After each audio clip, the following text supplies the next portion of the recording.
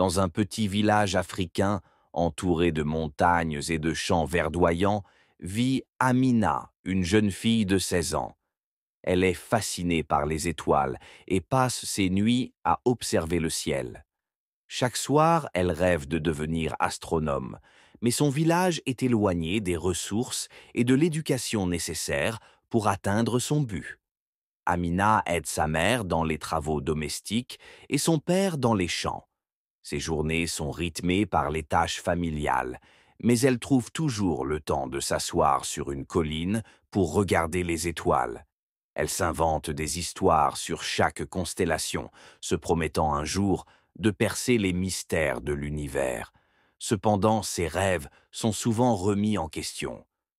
Les filles ne devraient pas rêver si grand, lui dit parfois une voisine.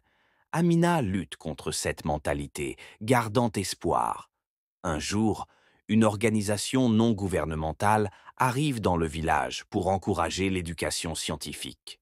Ils organisent des ateliers et des cours de mathématiques. Amina, excitée, s'inscrit à ces sessions. Elle est la seule fille de sa classe, mais cela ne l'arrête pas.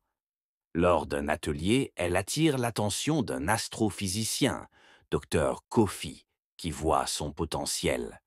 Impressionné par sa passion et sa détermination, il lui propose de travailler sur un projet de recherche.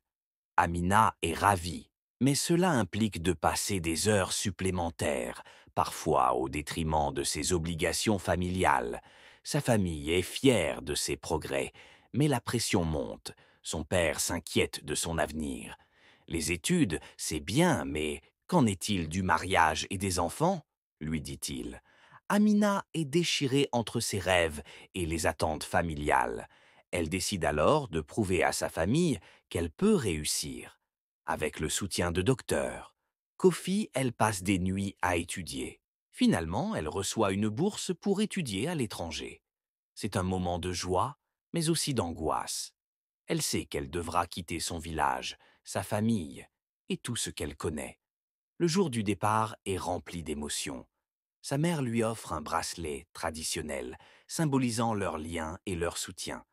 N'oublie jamais d'où tu viens, lui dit-elle en pleurant. Amina promet de revenir un jour, plus forte et plus sage. Dans l'avion, Amina observe le paysage défiler sous elle.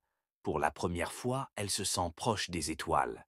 Elle se dit que chaque obstacle qu'elle a surmonté l'a conduite ici, à ce moment précis. À l'université, Amina se sent perdue au début. La culture est différente et la compétition est rude. Mais elle fait vite des amis qui partagent sa passion pour l'astronomie. Elle s'investit dans des projets de recherche et, avec son groupe, découvre une exoplanète. Son travail attire l'attention des médias. Elle devient une figure inspirante, mais elle n'oublie jamais son village.